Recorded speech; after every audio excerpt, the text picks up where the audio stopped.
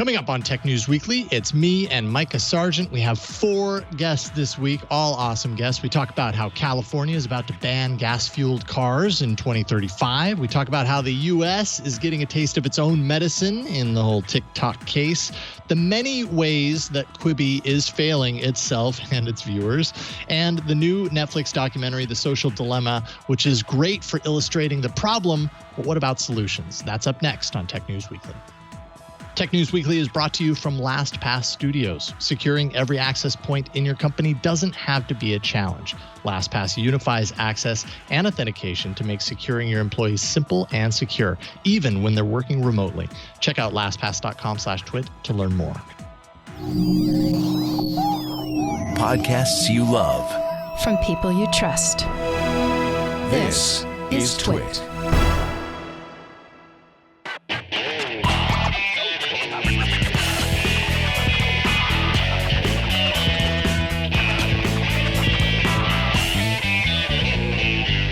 This is Tech News Weekly, episode 152, recorded Thursday, September 24th, 2020. This episode of Tech News Weekly is brought to you by MySudo.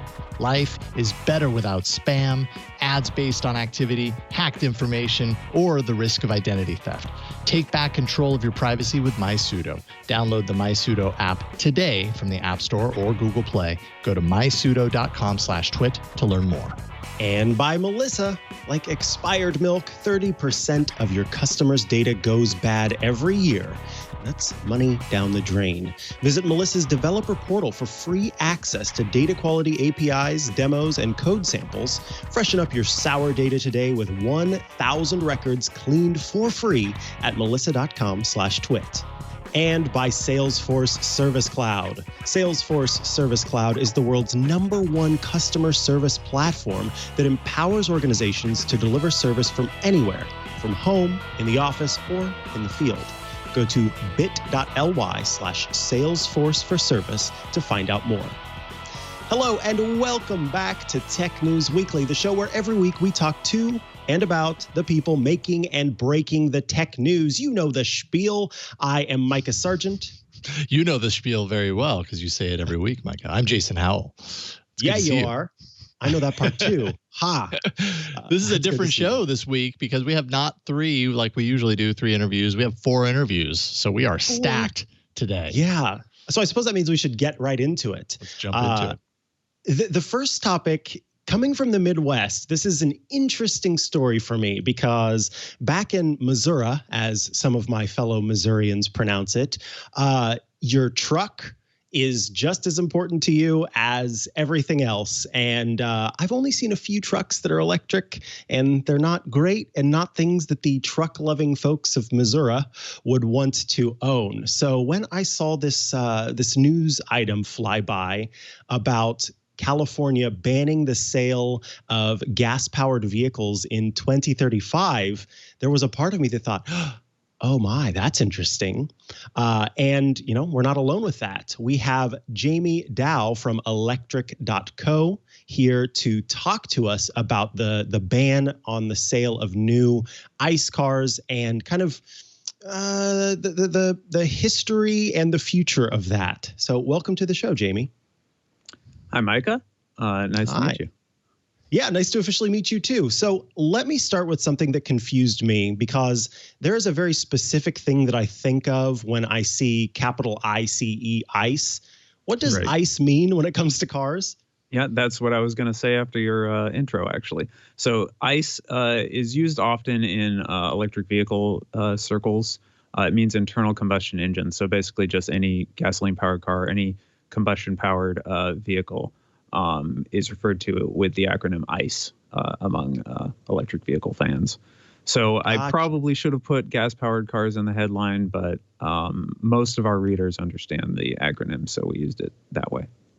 Yeah, and honestly, it drew my attention. I'm kind of a fan of acronyms anyway, so I thought, I'm going to learn a new one today. So let's dig in. Let's talk about this. starting with this ban, what exactly, because, you've got a headline for any order that a governor or a lawmaker puts forward. But let's talk about the nitty gritty, kind of what exactly does this new ban mean when it comes to people that have internal combustion engine vehicles? So the nitty gritty of the executive order is just basically, and you can read the press release, which is linked in the first line of the article. The governor, Gavin Newsom, basically just said to all of the California regulatory agencies, we want you to craft rules about banning the sale of any non-zero emission vehicle before 2035 or in 2035. Now, that's new sales, so sales of new cars that have not previously been registered and bought. A used car will still be allowed to be driven in California past 2035, but new vehicles after 2035 will be banned. And the actual specifics of the rules haven't been crafted yet. That's something that the regulatory agencies will do over the coming months and years. And they have plenty of experience doing this. The California Air Resources Board has spent a lot of time working on auto regulations. And in fact, those regulations get adopted by other states as well, because California Air Resources Board, which is referred to as CARB, C-A-R-B, they have an agreement with the federal government to allow them to set their own rules. And as long as other states automatically adopt California's rules with no changes, they can do that, as long as they're better than the federal rules. So 13 states automatically accept California Air Resources Board's rules. So this ban actually, I think, won't just be a California ban, but once the regulators work it all out, it's probably going to also be a ban on new gas cars in those 13 other states, which represent about a third of the U.S. auto industry. Interesting. Okay, I think, what was it, Hawaii and Washington that you cited that also have had some sort of rules that they had proposed, some regulations that they had proposed. California is, in other words, certainly not alone in this. But one of the things that you talked about in your article, and that I'd love for you to kind of sort of detail in on it, is, so as a newer person to the California area, I knew coming here that traffic was going to be a concern, not as much in Northern California as it is in Southern California, but certainly still a concern. And it's the case that California's kind of biggest issue is its transportation, the effect of its transportation on emissions. Is that correct? Mm-hmm. Yeah, absolutely. So California, our emissions as a state are really low, actually. We're the second or third lowest, depending on which year you're looking at the statistics, in terms of emissions per capita, which is great. And that the reason for that is because of the mentality of Californians. A lot of people care about the environment here. And also, California government has spent a lot of time crafting regulations that reduce emissions and reduce pollution, because we do have a big pollution problem, especially in Los Angeles, partially due to the geography of the city, because it's in a basin where all of the pollution gets trapped, and then also partially because the city has a lot of cars and doesn't have a lot of public transportation. There's a lot of reasons behind that. If you want to look into, there was a thing called the Great American Streetcar Conspiracy, where Standard Oil and GM and other car-related businesses bought out all the streetcars all around the country and then killed them. And that happened in LA. There used to be a public light rail that went from just in front of the house where I grew up, which is an hour south of LA, and into downtown Los Angeles. And that's gone. It was eaten up by that same thing. So we don't have a lot of public transportation here. So that means people drive a lot of cars. It's a large state. It's pretty spread out. We have a lot of urban and suburban sprawl. So a disproportionate amount of our pollution comes from cars. The South Coast Air Quality Management District says that 83%, I think, of smog-forming pollutants come from mobile sources. So that means cars and trucks.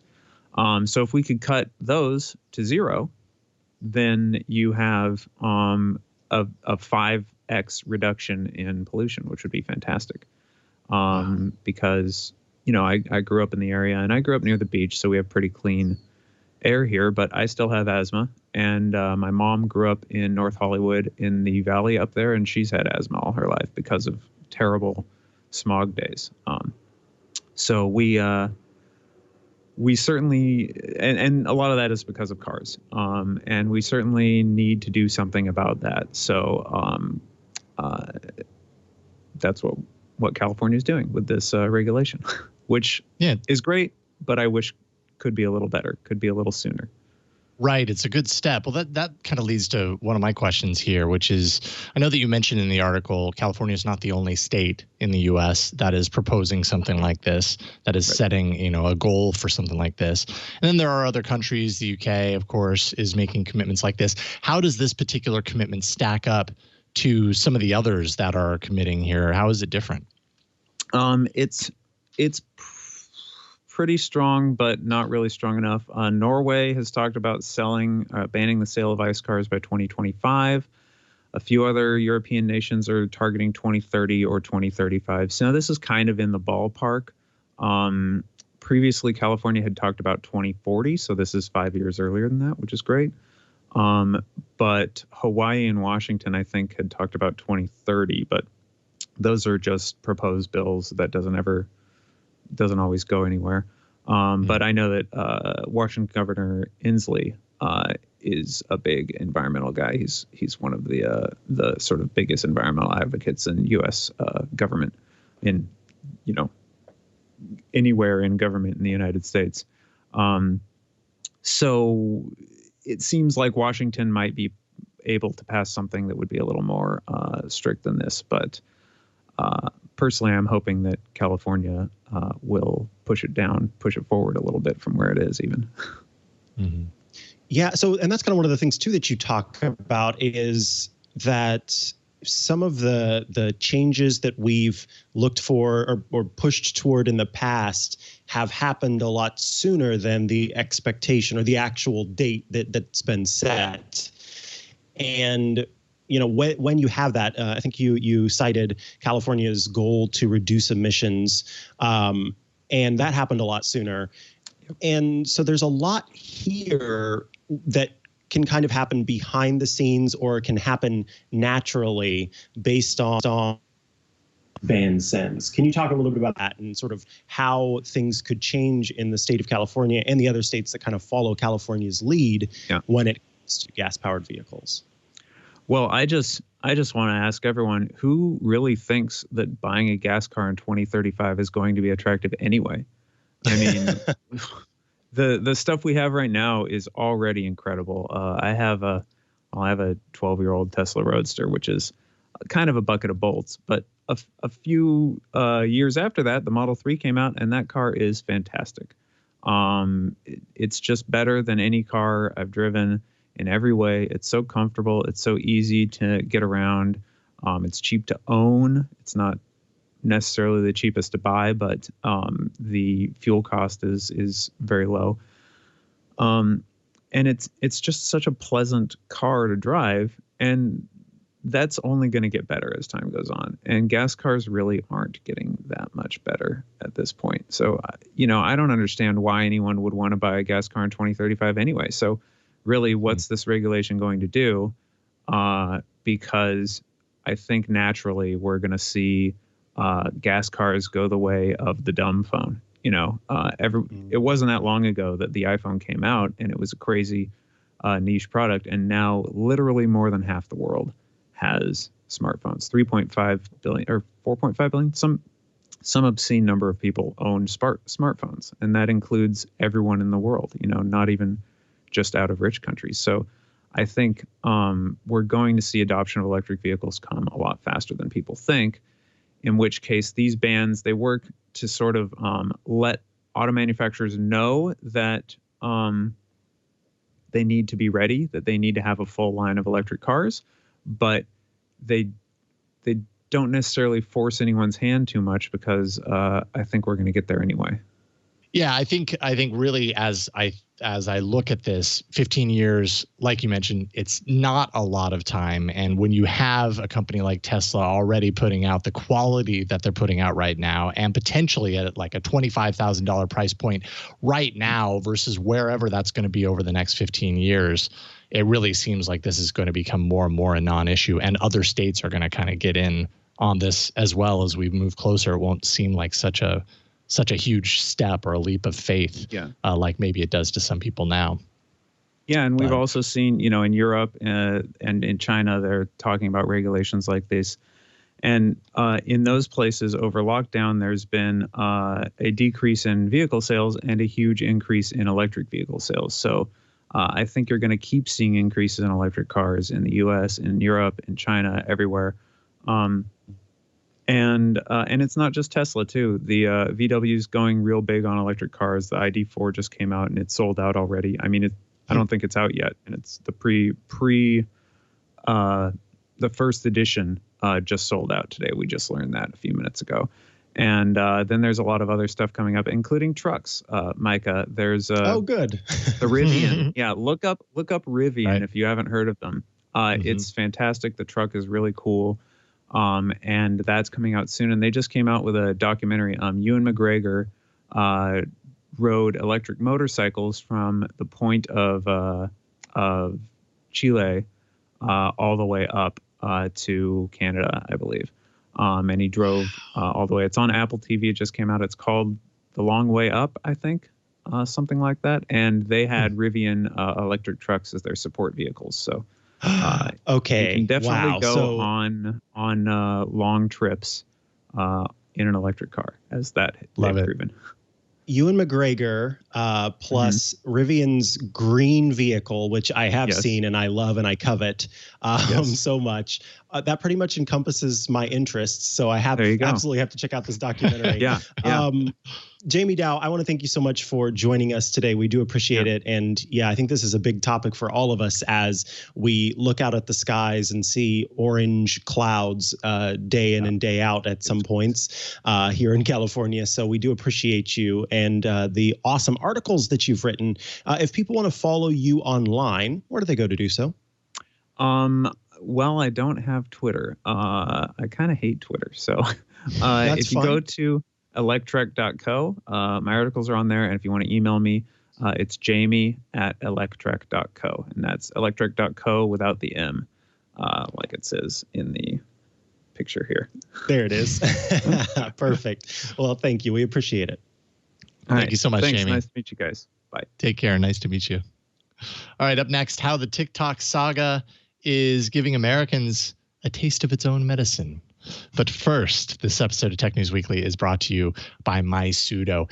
Everything you do online increases your digital exhaust, spreading your information, your personal information all across the digital world out there. So, your name, your phone number, your email address, credit card numbers, all sorts of things, billing and shipping address, your browsing activity. It's all highly sensitive information. And it identifies you. It really, as you dig deeper and in combination with all the other pieces of information, identifies your private activities. It leaves you vulnerable to things like spam, scams, or even worse. And you want privacy for your daily digital activities, all that stuff. That's why you need MySudo. With MySudo, you can quickly create different profiles. They call them pseudos, of course. Each one can have a working phone number, email, virtual card, a private browser. So you kind of get the whole suite. You give your pseudo profile a purpose, something like shopping or selling or online services. And now every time that you talk or you text, you email, you browse or pay, all of that, use your pseudo profile. And in doing so, you take back control of the information that you share. It puts you in the driver's seat. As one example, with the MySudo app, you can create a new pseudo profile with a custom phone number and email address, name your pseudo for what you plan to use it for, like selling or shopping. And then when potential buyers or services that you're using ask for your contact information, you use your new working pseudo phone number and email address instead of risking the exposure of your personal information. And you can do all sorts of things. You can send and receive calls, texts, emails with contacts from the MySudo app, calls that you receive are clearly designated that they're coming from your selling pseudo, so it's easily identifiable, easy to recognize. You know you're secure with MySudo because of their no login or credentials approach. MySudo does not require security-prone login or password. Instead, a private key is created that only the user has access to securely on their device. There's also encrypted cloud, so all metadata stored on their cloud is encrypted. No one, not even MySudo, can read any user's communications. Only the user, that's you, holds the unique encryption key. End-to-end encrypted communications all around, all your communications with other MySudo users for messaging, voice, video, email, all that is encrypted always. Only you have access to your data. Of course, Leo Laporte here highly recommends MySudo. He featured it on iOS Today, a show that you're probably familiar with, Mikah. So you know it's an app you can trust. MySudo is the world's only all-in-one privacy solution. Now, they have MySudo has 3 subscription plans. All plans come with unlimited encrypted communication between MySudo users for messaging, voice, video, and email. Each subscription plan comes with a working Sudo profile, phone number, email address, and more. And depending on the privacy protection that you want, there's Sudo Go, Sudo Pro, and Sudo Max plans available that increase privacy options at each tier. Now, MySudo takes protection of your data seriously. So when you download the app, they don't ask you for an email address or password or, connection to your contacts to create an account. You quickly and easily access and utilize various privacy tools through the app. MySudo is the only all-in-one privacy app empowering users to take back and control their personal information. So whether you've been hacked, tracked, maybe you've had identity theft, you were scammed, spammed, or maybe you just want to prevent these from happening, the MySudo app will mitigate the common risks that we all are facing today. So download the MySudo app today from the App Store or from Google Play. Just go to mysudo.com/twit and you can learn more about it. Take back and control your personal information with the MySudo app. Make sure and download that today, mysudo.com/twit. All righty, folks. We are talking TikTok once again, but this time it's about an interesting bit of, I think it's fair to call it a little bit of schadenfreude, right? We have TikTok and our interactions with it here in the United States, kind of speaking to a larger issue of us getting our way in so many ways than we, in many cases until now. So coming here to tell us about we Americans sort of having to join the global internet is John Herrman of the New York Times. Welcome to the show, John. Thanks so much for having me. Yeah, we appreciate it. So, I want to get right into this because this has been a story that is back and forth and back and forth and back and forth. And instead of kind of covering the latest little blips and bits, this story sort of takes a step back and kind of looks at the whole situation. And I love that about this piece. Reading it, I was kind of reading along and going, oh yeah, yep, And it was a really interesting bit of history and sort of what's happening now. So can you kind of talk to us about, first of all, what sort of inspired the writing of this piece, and then maybe an overall explanation, kind of what this is about? Well, when this TikTok news was unfolding and it became clear that this threat of a ban was, if not probable, at least plausible, I started looking back at instances where other countries around the world had taken action against American tech companies. And I found a little bit more than I was looking for. I went through a lot of old coverage in the late 2000s of how Twitter would be a tool for battling oppression and repressive governments, about how it was sort of a natural extension, along with Google's products and Facebook's products, of what were called, American ideals, free exchange, free speech, things like that. And what was interesting looking back was that in cases where often very repressive governments were banning sometimes just temporarily, services like Twitter, they were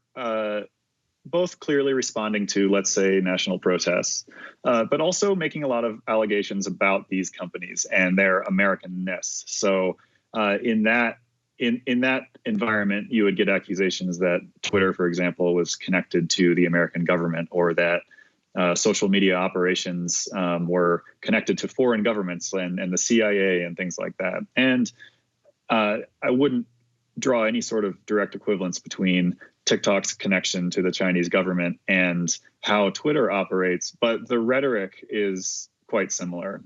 And that got me thinking about what it's like in most of the world, not just China with the sort of well-known internet censorship, but pretty much anywhere where the American internet is kind of the default. Most of Google's users, most of Twitter's users, Facebook users, they're using a product made and operated in a foreign country. And sometimes this is seamless and simple and just kind of works. Other times it's not. Other times their governments are negotiating with these companies about what's acceptable on the platform. Sometimes they're not happy with how these foreign companies, these American companies, are potentially interfering with domestic tech innovation. Sometimes they're more conspiratorial. Sometimes they have it's more sort of pressing and urgent diplomatic concerns that from a sort of state to state point of view, or even from the boardroom, it all makes sense. But for the users, these are people who they're used to using Gmail. They're accustomed to talking to their families with Facebook or WhatsApp. And all of this for them is contingent on these companies playing nice with their government, on their government playing nice with the American government.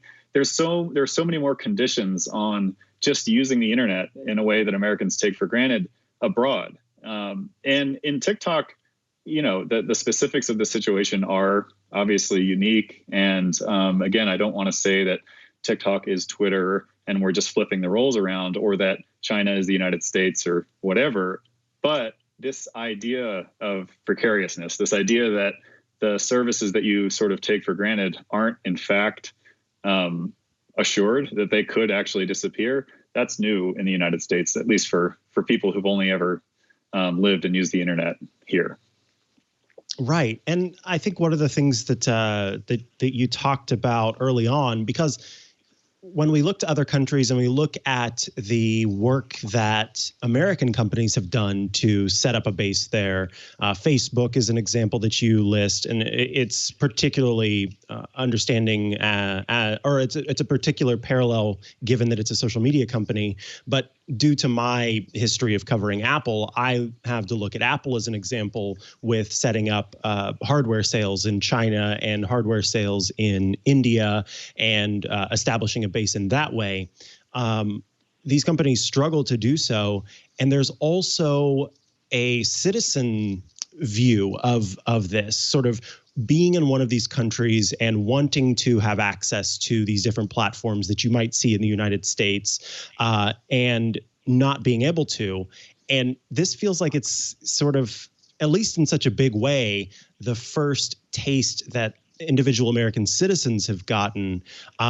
Could you talk a little bit about, I think that, everybody, of course, needs to go and read this article, but the way that you framed this from the get-go with the users on TikTok as kind of the way that individual Americans are seeing and responding to this. Can you talk a little bit about that as the onus for this? Yeah. Right. Well, I mean, your example about Apple is also interesting, and I'll get to your question in a second. But someone I spoke to for this reminded me that in South Korea, for example, the government has taken a fairly aggressive stance toward Apple in an effort to protect Samsung products and Samsung's market. So you can't take for granted in South Korea, or at least a few years ago, you couldn't, that Apple products would just arrive on schedule because there are these diplomatic sort of concerns. But yeah, in that case, the consumer is sort of voiceless. And on social media, the user is sort of voiceless. If your country is having a problem with Facebook, whether that problem is reasonable or not, your ability to maintain your profile, to talk with your friends or family on the platform is essentially compromised. And that's what's so strange about TikTok. It's not, in the imaginations of people who don't use it, a hugely important platform. It's like frivolous and silly and for young people. But for people who do use it, it's nothing like that at all. It's a place where they spend a huge amount of time, creating content, consuming content, some of it very serious, some of it silly and fun. But it's just where all that social energy is. It's like a real connection to the world, particularly under the circumstances of the pandemic. And so all of this is sort of happening like off their screens, so to speak. It's the news, it's headlines they're seeing on other social platforms. It's politicians who've never used TikTok talking about the national security threat of this app, where some teenager may have just crossed 1 million followers after being on there for 3 months and is now, facing the prospect of a totally changed life, a new career, et cetera. I guess one thing that complicates the story a little bit is that TikTok does skew pretty young. So this isn't like, violating expectations that users had who've built followings on Instagram and Twitter and Facebook or MySpace before it. This is sort of, for a lot of people, the first platform where they've really found that much energy, that much success, or that sense of connection. And for all these people who seem to have no investment in the actual community, the actual experience of being on TikTok, to be talking about it like maybe we should turn it off, maybe we should just get rid of it, is totally shocking. And so you see this, from creators. Some of them are very savvy about it, very politically engaged, just saying like, this is an outrage, this process doesn't make sense to us, explain yourself. No one is who matters in this case, which is, unfortunately a very small group of powerful people is really hearing that, but their audiences are hearing it. And lots more people are just confused. They're getting messages from TikTok that are very vague and careful because they have to be careful about what the government wants, what their potential partners want. They're dealing with, as I said before, national security accusations. So these announcements are going out to like tens of millions of American TikTok users they're kind of like hostage videos. It's like, okay, don't worry, everything's okay. TikTok's going to be here tomorrow. We have a new partnership. Talk soon. And that's just, it's so surreal from the inside for these people. It's just like,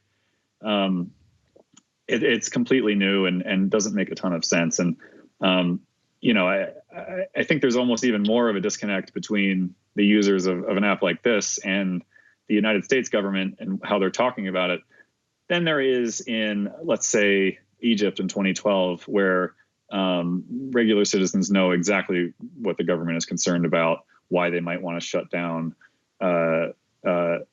temporarily shut down a social network in the context of street protests. This is so much harder to connect as a story for people. Yeah, absolutely. And I wonder, do you think that this is setting precedent now that America has gotten this taste of the global internet?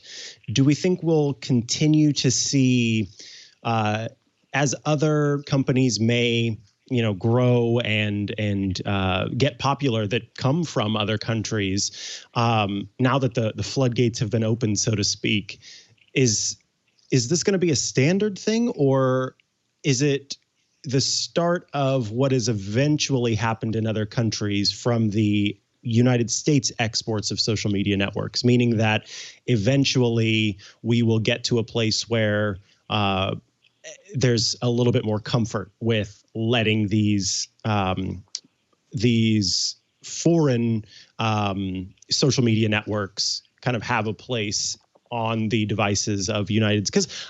And a little bit of an aside, just to say that I think about, there was a face changing app. You took a photo and it could adjust your face or add filters to it. And I remember when folks found out that this was from a Russia-based company, that alone was enough to say, oh goodness, you shouldn't be using this just because it was based in Russia. And so it's not necessarily the first example of us having this scare about a company that exists elsewhere. But do we think that we are on the curve down where suddenly we'll be okay with this, or are we still kind of making that climb up? It's hard to say. That I can't remember the exact name of that app, but I remember covering it a bit and talking to people about it. And what was so strange about that story was there was this follow-up of like, hey, this is just a random Russian developer. What are you guys doing? Whatever. But the real sort of shocking thing about it was that it was an app that millions of users, the app itself sort of went viral, really had no sense of. It didn't really, I mean, the important thing was that no one knew who ran it or what their priorities were, and that we were giving it the information that you would need to create like a pretty comprehensive facial recognition database. And so it was just, it was sort of an absurdity. It's like you talk about having a 20-year relationship with Google. It's your email provider. It's your entertainment provider. It's all these important things to you. And in trade, it knows your face. But this was like 5 seconds, download the app store, send a joke to a friend, and you've handed it over. I feel like there's a bit of that with TikTok too, where the government's focus is on the fact that this is a company with possible connections to the Chinese government. It is also, in privacy terms, a perfect replica of the American social media networks that we've been worried about for years now. So that's sort of in my mind, the overriding concern here is that you can build something with all the privacy intrusions that we've worried about with Facebook and Google and launch it in 2016 and it'll still succeed. Nothing's really changed much there. But to your question, I think we're kind of at maybe a fork in the road. There are a lot of different ways that countries around the world have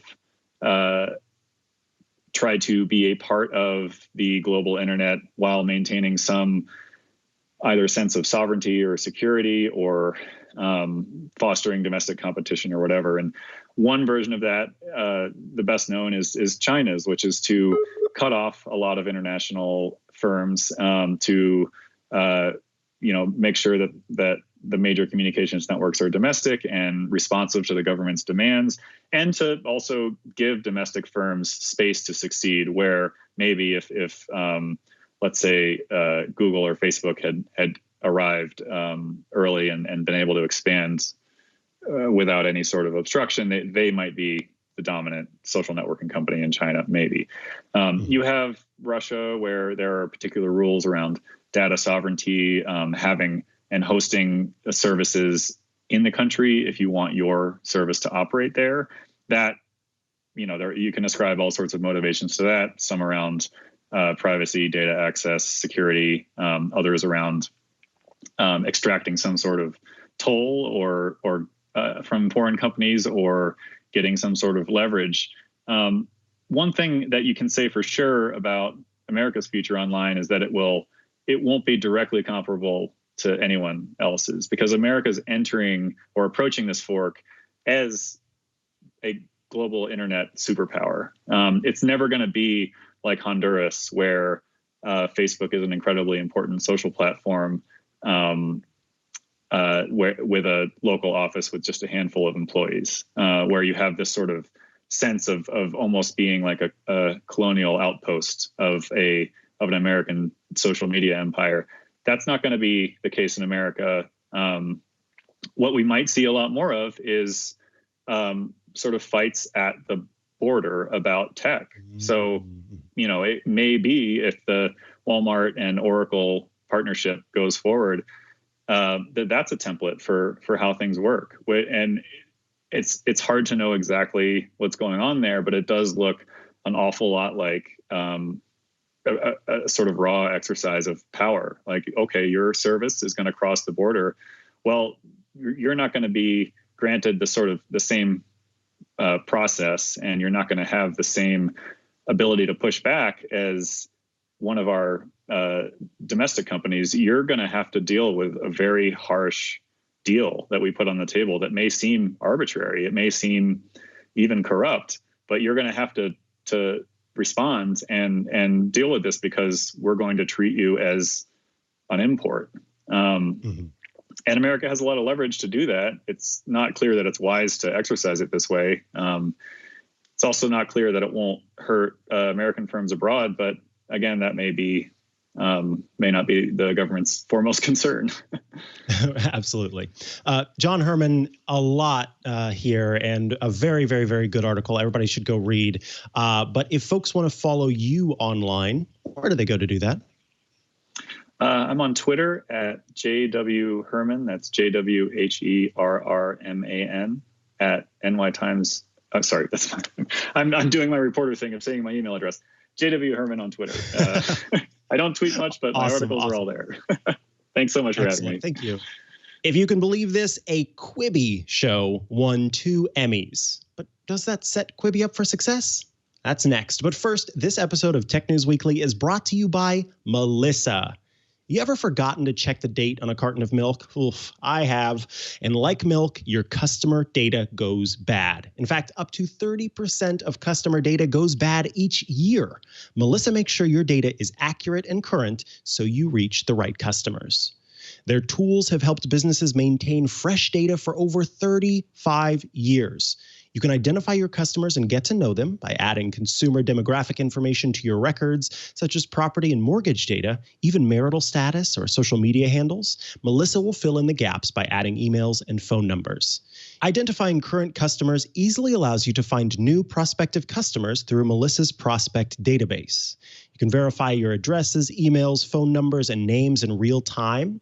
Incorrect data entered by customers, simple human error, or duplicated records makes it easy for bad data to find its way into your system, and you don't want that. Melissa can help you verify your data at the point of entry.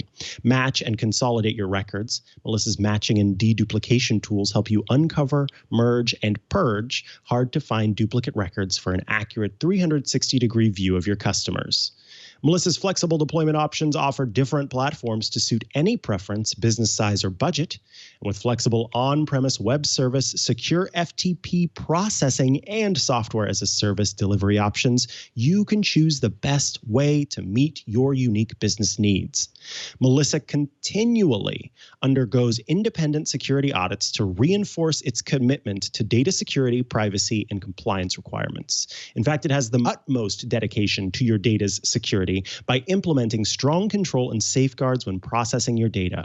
More than 10,000 businesses trust the address experts. Trust Melissa to be your foundation for data-driven success. Melissa is supporting communities and qualifying essential workers during COVID-19. See if your organization qualifies for 6 months of free service by applying online. Don't put up with sour customer contact data. Try Melissa's APIs in the developer portal. It's easy to log on, sign up, and start playing in the API sandbox 24/7. Get started today with 1,000 records cleaned for free at melissa.com/twit. That's melissa.com/twit. Thank you, Melissa, for sponsoring this week's episode of Tech News Weekly. All right, from Melissa to Quibi. You remember Quibi? Yeah, that Quibi, the one with the short content, the short video, all that stuff. The one that had the unfortunate luck of launching right at the start of all this lockdown with the coronavirus.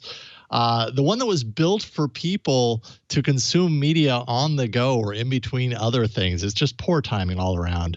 That may or may not actually be the reason why, but Quibi is not doing so hot right now. And we have Adam Epstein from Quartz to talk a little bit about why Quibi's having so much trouble. Welcome to the show, Adam. Thank you. Thanks for having me. Absolutely. It's great to get you on today. Thank you for your patience today. So first of all, I mean, you write a lot about media for Quartz. Like, what has your personal experience been with Quibi? I know for me, Quibi launched, I was like, oh, this is interesting. Oh, the technology is neat and everything. But I just could find no place in my life for that content. And it quickly just faded off into obscurity in my mind anyways. What about you? You're definitely not alone in that. I tested Quibi before it launched, and then I used it for a few weeks afterwards.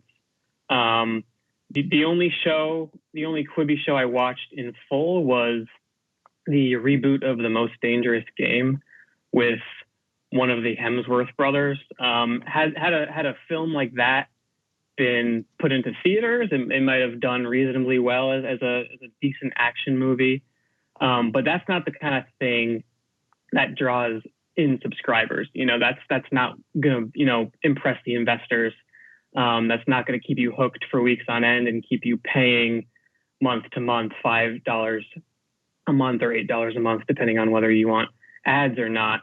So I'm pretty much with you. After a few weeks, I found myself using it less and less. And then when the second month rolled around, I canceled my subscription.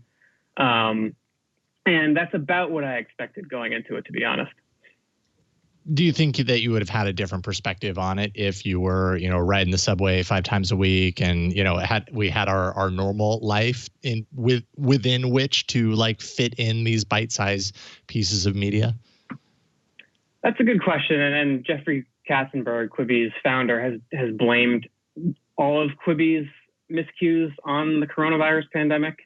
And I don't necessarily agree with that. We're using our phones more than we ever have in the U.S. There's lots of data pointing to that. Just because we're cooped up in quarantine in our homes and not commuting to school or to work doesn't mean there aren't any in-between moments of your day. Obviously, streaming usage on basically every other app is through the roof these past few months. Netflix is reporting massive subscriber increases. Video games have taken off. Obviously, you guys were just talking about TikTok. TikTok has been hugely successful. So blaming it on the lack of commuting moments doesn't really make a whole lot of sense to me. It seems like he's sort of just trying to deflect blame away from some of the more core issues at stake here. And with the concept of Quibi and the fact the content itself just didn't really catch on. Yeah. Now, your piece that you wrote for Quartz really dives into the many reasons that you believe Quibi has failed. And I couldn't argue with any of them. I think you summarize it pretty well. How badly has Quibi kind of read the room? I mean, taking the coronavirus and all of its impacts and setting that aside, in what other ways has Quibi failed to kind of live up to its promise? So I think the biggest issue was with the concept. It tried to thread the needle between Netflix and TikTok, right? 2 hugely successful video platforms. It wanted to marry the Hollywood production values of a Netflix show and sort of distribute that through a medium that's closer to TikTok in bite-sized chunks that you could watch on the go. The issue is consumers were not asking for Netflix shows to be consumed in 10-minute increments, right? They're pretty happy watching Netflix shows already as is, in full episodes, or increasingly several episodes at a time. Binge culture has created this entire new phenomenon, the way people consume TV shows. And by the same token, they weren't really clamoring to watch TikToks with higher production values or expensive lighting or A-list actors. Half of the allure of TikTok is that it's user-generated content, that anything can go viral at any moment, and you don't need to pay actors millions and millions of dollars to appear in that. So I think by attempting to sort of be the best of both worlds of Netflix content, premium content, I should say, and a distribution method that's closer to TikTok or Snapchat, they ended up being sort of neither. And you're seeing that in the low subscriber figures. They've missed a lot of their viewership targets. The advertisers they work with are not pleased, reportedly, with where they are right now. So I think it was just a concept that the market wasn't really asking for at this point. And on top of that, the content itself just wasn't good enough to, make up for that, fundamental problem. However, I mean, on the flip side of this, of course, some good news for Quibi. The drama Free Rayshawn grabbed 2 acting Emmys for Lawrence Fishburne and Jasmine Cephas-Jones. I mean, wins like that have to at least put a little bit of a spotlight on the service, although at the same time, I didn't really hear a whole lot of anything like as a result of this, other than people just being incredibly surprised that a Quibi show won anything. And that feels like more of a testament to the amazing acting of Lawrence Fishburne and Jasmine Jones. So I don't know. Does that raise any sort of possibility of kind of better content coming to the platform? Or maybe it's not a matter of content at all. Maybe it's just kind of the delivery method and the concept as a whole is just flawed. What do you think there? So had Quibi won some major awards for, like, say, best drama series, best comedy series, or some if their actors were nominated for those major awards that are televised on the primetime Emmy Awards, maybe it could have helped market the product. Maybe it could have helped bring in more A-list talent and producers and creators. But, you know, the two Emmy, the awards that Quibi won were for short form video.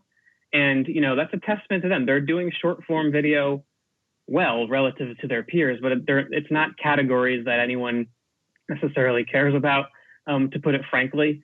Those aren't categories people even know exist. For instance, when Hulu won Best Drama Series for Handmaid's Tale, that really helped put Hulu even further on the map. That, you know, made it seem even more lucrative to potential investors. Obviously, Disney now owns Hulu and operates Hulu entirely. It, you know, made it seem more enticing to creative talent in Hollywood because that's a huge award that it won. And that's a big, you know, hat that Hulu can now wear and call themselves, you know, best drama series winners. Quibi winning best short form drama series, or Lawrence Fishburne, great actor, but, you know, winning an Emmy for a short form series, that's not really going to do much for Quibi, I don't think. Yeah. I would tend to agree with that. Now, we also have a few other tidbits happening right now. It seemed like suddenly there was this flurry of Quibi news. Over the weekend, we heard about a possible sale.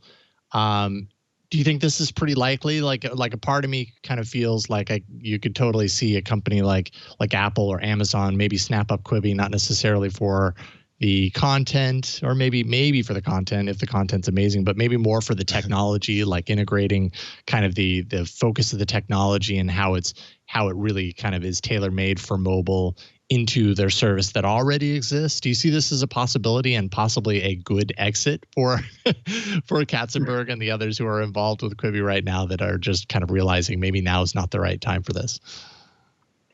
So the issue with the content is that Quibi doesn't actually own its own content. You know, one of the big draws it pitched to potential talent was that they would get to own their own IP after a certain amount of time. I forget how many years exactly, but those rights revert back to the talent themselves who made the shows. So Quibi doesn't get to own those indefinitely. So for a company like Netflix or Apple or NBC Universal, one of these companies that now has a streaming service, there isn't much of a content incentive to buy Quibi. Not to mention these shows, as I mentioned, aren't being watched very much. So there's that. But you did say the technology could be the one sort of intriguing element to all of this. I personally think that Quibi's turnstile technology, which is when you turn your phone from vertical to landscape mode, and that changes the angle of the shot, and in some cases it changes the actual shot that you're seeing.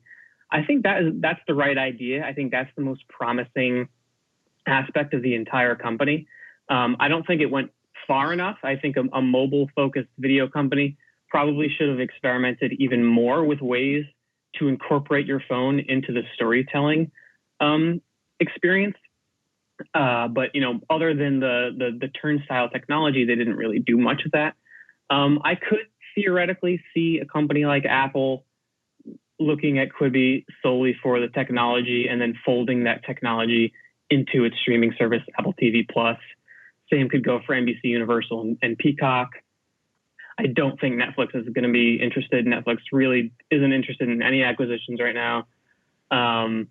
But if it does get bought by one of these companies that's building out their streaming apparatuses right now, I do think it'll be because of the technology and the team that built that technology, and not because of the content or the brand or anything else like that. Yeah, it kind of feels that way. And that is if this, the other news that I was going to mention is this lawsuit that alleges that Quibi stole trade secrets, infringed on patents that are kind of pivotal to this technology. So that is to say that they are legally okay utilizing this technology to begin with. A lot of ifs there, and I suppose we'll see how that all plays out. But yeah, it's kind of interesting turn of events for this service, the timing of it all.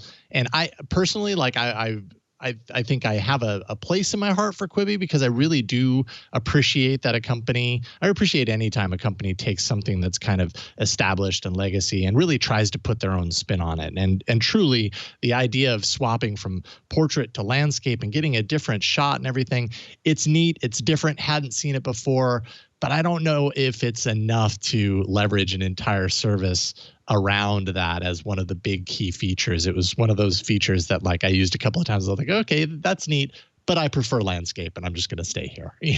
So I don't know how far that gets you. Completely agreed. There's a reason Netflix and, the major Hollywood studios don't make content for vertical for portrait video. It's because it looks terrible. So I mean, it was an interesting idea. I think it was I think they were onto something in terms of turning your phone into the storytelling device itself, using the capabilities of smartphones to help tell interesting stories. I just don't think they got there. And unfortunately, it seems like they're going to run out of money before they have a chance to, find something else that might work better. Entirely possible. Adam Epstein writes for QuartzQZ.com. Adam, thank you so much for hopping on. If people want to follow you online, where can they do so? You can find me on Twitter at @Epstein or just go to QZ.com. We have a lot of great stories, and I cover entertainment. So that's where. Right on. Thank you again, Adam. We appreciate your time. Awesome. We'll talk to you soon. Thank you. All right, take care. Thanks so much. Up next, a social dilemma. Or rather, the social dilemma. But first, this episode of Tech News Weekly is brought to you by Salesforce Service Cloud. Salesforce Service Cloud wants you to be prepared during these unknown times. In fact, it understands that you're trying to do more with less resources, hustling to adapt to new customer needs, and innovating your business to respond to the current environment. You want satisfied customers, which means you need a platform that performs quickly and efficiently to meet their needs. Service Cloud is the world's #1 customer service platform, empowering organizations to deliver service from anywhere at any time. From out of the box to fully customizable support, you can find the best solution for your customers. Service Cloud allows you to rapidly respond to customer needs on any channel: chat, SMS, WhatsApp, Facebook Messenger, and more, whether you're at home, whether you're in the field, or you are at the office. You can provide instant support with self-service portals, connect customers to articles, account info, and community members to find answers instantly. Work smarter with built-in AI as well. Embed AI-powered chatbots to help resolve customer issues quickly. Give your service team the tools to provide an unforgettable customer experience. Resolve cases faster while using the suite of intelligent productivity tools, giving agents a complete shared view of every customer and interaction. Utilize the capability of personalizing every customer conversation and allow them to always respond with the right level of service. Built on a fast, flexible platform, Salesforce Service Cloud enables trailblazers to provide world-class service anytime, anywhere, whether it's messaging, chat, phone, self-service, or in person. More than 150,000 companies keep their customers happy with Salesforce. Provide your customer service agents with a fast and flexible service platform that keeps them and your customers happy. Go to bit.ly/Salesforce for service to find out how the world's #1 service platform can help grow your business. That's bit.ly/Salesforce for service. If you subscribe to Netflix, and now obviously we're on the other side of the coin with video streaming, you may listen and watch, people talking about this show, this documentary that has appeared on Netflix in recent weeks, that suddenly everybody in the tech sphere is talking about this documentary. It's called The Social Dilemma. But then also there's people outside of the tech sphere that are talking about it. And, it kind of really seems like that's kind of the point of this documentary. I've seen it. Our guest, Will Oremus from OneZero, has seen it and wrote about it for OneZero and is here to talk about the documentary and the ever elusive solution to all of the problems that it poses. Welcome back, Will. Yeah, thanks for having me. Yeah, it's good to have you back. So let's kind of start with, for anyone who hasn't seen this documentary, what is the overarching problem that The Social Dilemma really spells out for people? Is it effective at kind of, making its case? I thought it was pretty effective, but what did you think? Yeah, I think it did a solid job at conveying the fact that something is very wrong with the way that social media works right now, that it's affecting society, and that this is an urgent problem. It's not just like something that's happening in the background that we can kind of ignore or leave to the tech community or leave to maybe regulators working in sort of a niche, with a niche view of it. This is something everybody needs to care about. But it's good that you asked what is the problem in the view of this film, because it kind of lumps together a lot of problems, but not all the problems with social media. It has a particular focus on two things, I think. One is the way that social media keeps us hooked. So the sort of like psychological techniques that apps like Facebook use to keep us checking our phones, to keep us checking in 15 times a day on Facebook. Basically every successful social app has tricks up its sleeve that keep us engaged. So that was part of it. And then part of it was also what that does to us. So the fracturing of the information sphere, the fact that we all now have our own feeds that give us the information we want to see, as opposed to perhaps the information that we need to see or the information that other people are seeing. So that, I think the film did a good job of conveying how that has eroded the basis for a shared understanding of what's going on in the world, how it leads people down rabbit holes, how it has played a role probably in the polarization and division of democratic societies around the world.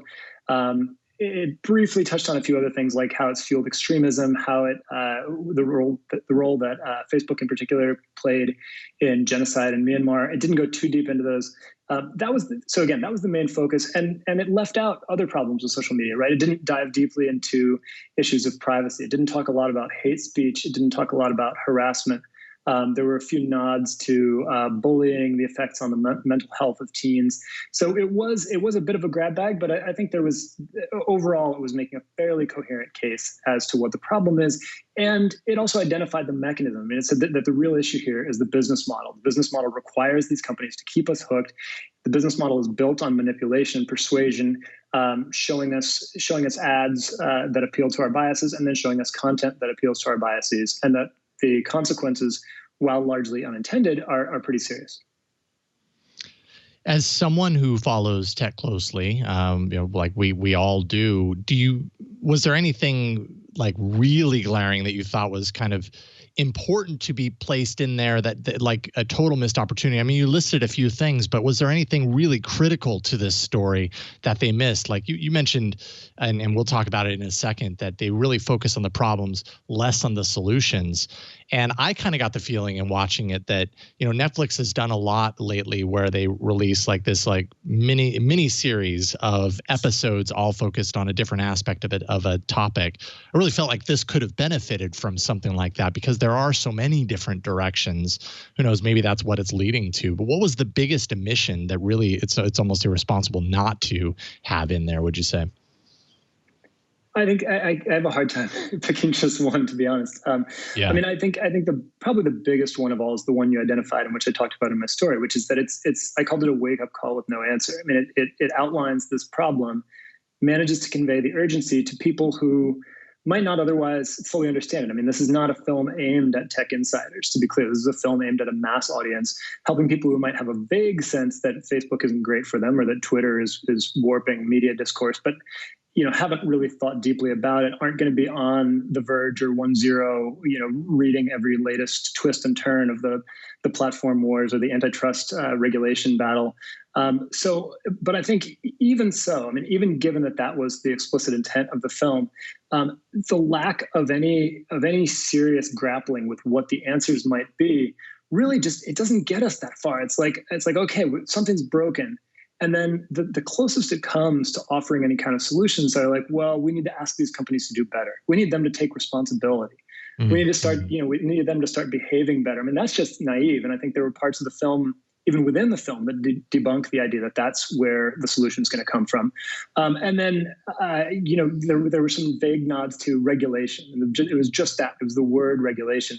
But, as a country, I think, and a lot of other countries and jurisdictions as well, we've moved past the point of recognizing that there's a problem. We're into the discussion about what the solution should be. And that's the really hard part. And that's where the film just didn't even, it was like, as the credits rolled, they offered some tips for like how to minimize your social media use that I just found they were just laughably out of proportion to the scope of the problem that the movie had just spent 90 minutes outlining. I completely agreed. Like, we got to the end and it was like, all right, so what do we do? And the credits are kind of rolling along and it's like, I don't know, turn off your notifications. And it's just like, wait a minute, how did we get here? Everything was so dire all the way up to this. I had to give him credit though, because I watched this documentary with my wife. And, of course, my wife and I talk about technology sometimes, but because it is, after all, such a big part of my life and what I do for a living. But we got to the end and, we had our conversations after the fact, and it really opened her eyes. And it also kind of opened my eyes to kind of experience this with her. And then also realize that I kind of hadn't done my part in illustrating a lot of the points from this documentary with her as well, because there was a lot of stuff in there that I felt, as just a tech fan, a tech enthusiast, not just a tech journalist, let's say, but a tech enthusiast, that I feel like I already knew to some degree. I already knew this stuff was happening, but she did not, to a certain degree. This helped at least to illustrate for her on some level what the problem is with some of this stuff. And it just made me realize, wow, okay, this is a conversation that we need to be having more. And, I think that's probably representative of a lot of people. Do you think it's good enough to kind of spark the conversation for the everyday person? Yeah, I think it did that. I've been trying to talk to people who aren't steeped in tech and the problems of tech to see what they thought. And some found it just as cheesy as tech savvy insiders did. There were these, these staged dramatizations, which I think, as art, it was not great. It kind of reminded me of like a cross between the documentary as a whole kind of reminded me of a cross between a TED Talk and like one of those anti-drug PSAs from the 90s, right? Where like, this is your brain on drugs with the like frying eggs in the skillet. It was a little over the top. And then some of the Reefer Madness. Yeah, Reefer Madness. I actually thought about that while I was watching it. So it was in that, I think it was in that genre of like scaring people into understanding a problem, or maybe into even overestimating the problem. Although I think this particular problem is hard to overestimate. But I think there are fair critiques that they kind of overstated the extent to which ad tech and to which the algorithms can really manipulate you quite as intentionally as the movie made it out to be. But I think they got the basic ideas across. The reason I think it's a problem that they don't talk about what to do about it is because, when we know there's a problem, but we don't have a guide to what to do, we just kind of leave it there. And the film itself early on illustrated that, where one of the main characters, Tristan Harris, talked about his time at Google and how he wrote this explosive memo about how their products were harming people and they were addictive and they really needed to think about it. And, it went viral in the company and everybody was talking about it at the water cooler. It made it to the CEO's desk within hours. It felt like this big change, and then nothing happened. Well, it's weird that he then didn't take that to heart, that he's still calling for these companies to make these changes from within. It should be clear that they just have no incentive to make these changes from within. And if you don't offer a clear roadmap to what the changes should be, then that's just kind of paralyzing to people. They're like, oh, wow, we're screwed, but that's not knowing we're screwed is probably less than half the battle, I would say. Yeah, I think a lot of people feel that we are screwed. And leading to the solution is the big challenge. And I think it's a really fair point that you point out in your article that, largely the solutions that we do get are coming from the people who, by and large, who are included in this documentary. They're the ones that helped create these things. So you've got the creators of these technologies and of infinite scroll and all these things coming out. And yes, they're coming out and saying, hey, when I created this, I had no idea it was going to turn into this, and now I want things to change. But are they the best kind of arbiter of what we can do to fix things if they are, in fact, one of the reasons that we got here in the first place? I don't know what the answer is there, but who might serve that purpose better, do you think? Yeah, and let me get to that second part of your question in just a second. But that was actually the second fundamental problem with the documentary that I was going to bring up, is that its viewpoint is informed by who it spoke to, and who it spoke to was mostly these ex-tech insiders, the people who helped build these products. And so, on the one hand, that's good, because if it was just a bunch of sort of academics and journalists and nonprofit critics, I think it would be easier for people to write off. I mean, people who aren't already inclined to think that there's a serious, urgent problem would not be convinced by people like me getting up there and telling them there's a serious problem, but they might be convinced by the people who built the products being like, yeah, we built these products to be addictive. We never thought through the consequences, and we ourselves are terrified of what we've built. I think that carries a lot of force.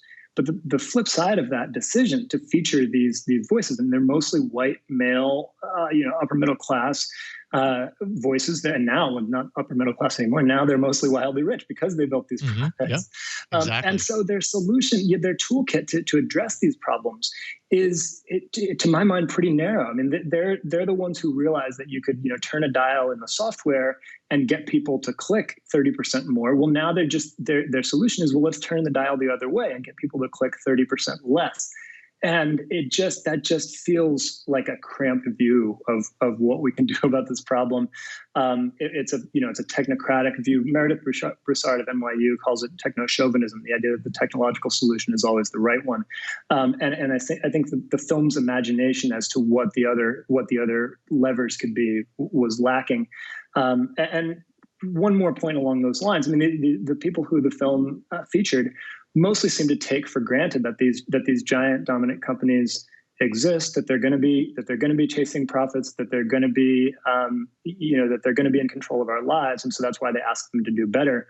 I think there's a case to be made that you have to have have sort of a political and political economic framework to really address these problems. I mean, the problem is not just a problem of the morality of these companies; it's a problem of capitalism. Really. It's a facet of capitalism. This is not to say that the solution to social media is communism. It's not what I'm trying to say, but at some point you have to address what are the underlying mechanisms, the market incentives that are driving this model.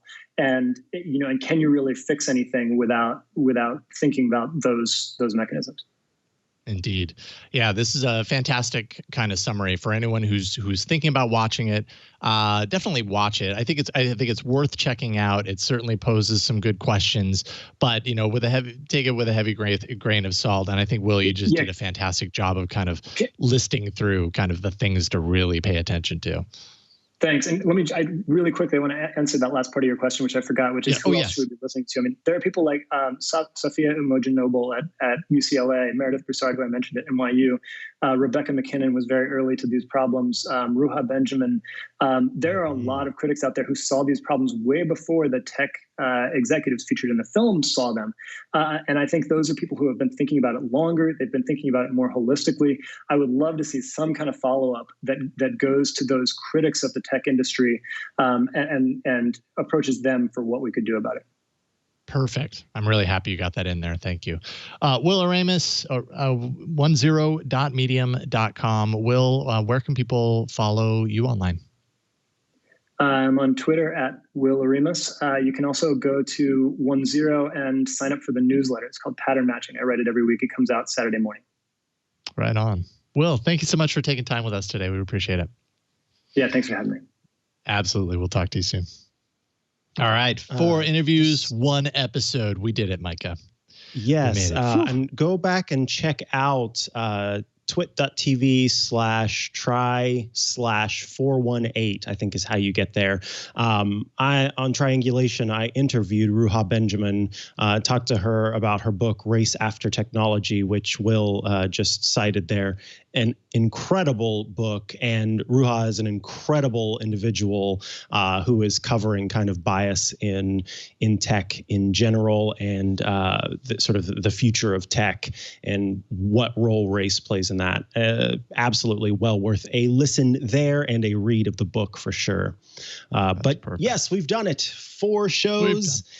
Or 4 shows. It feels like 4 shows. We made it to the end.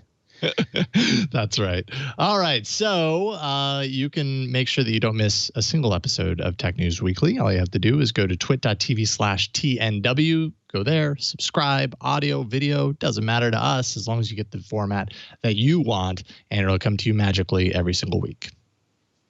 And you can, of course, follow us on social media. We are at Twit on Twitter, at twit.tv on Instagram, at Twit Talk on TikTok. That still is here in the United States. If you want to tweet at me, you can do so at Mikah Sargent, or follow me on any of the social media networks at that address. Later today on Hands on iOS, I will be covering widgets on iOS 14, which are huge right now. So if you want to know how to set up widgets and make your home screen exactly what you want it to be, then check out that video later today. What about you, Jason? Welcome to the widget fold, iOS users. Isn't it nice? Let's see here. At Jason Howell on Twitter. Hands on Android is my show that I like to plug here. Twit.tv/HOA. Just put up a new episode today on using your phone to protect your personal safety. So this is safety not on the internet, safety in real life, like protecting you from earthquakes and that sort of stuff. So twit.tv/HOA to find the latest episode. Big thanks to John Ashley for editing that and putting that out before this show hit the live stream. Also, big thanks to John for pushing the buttons and switching the show and editing after the fact. Also, Burke there at the studio for helping out. And thanks to you, yes, you, for watching and listening each and every week. We'll see you next time on Tech News Weekly. Bye, everybody. Goodbye. Hey, what's going on, everybody? I am Ant Pruitt, host at TWiT TV. Got a question for you. Have you gotten tired of how bad your photos are looking every time you post them to Instagram? Better yet, have you gotten yourself a new camera and you can't quite figure out why the images just don't look that good? Well, I have a solution for you. It's my show, Hands on Photography. Each and every Thursday, I sit down and share different tips and tricks that are going to help make you a better photographer and a better post processor. So subscribe today at twit.tv/hop to learn more.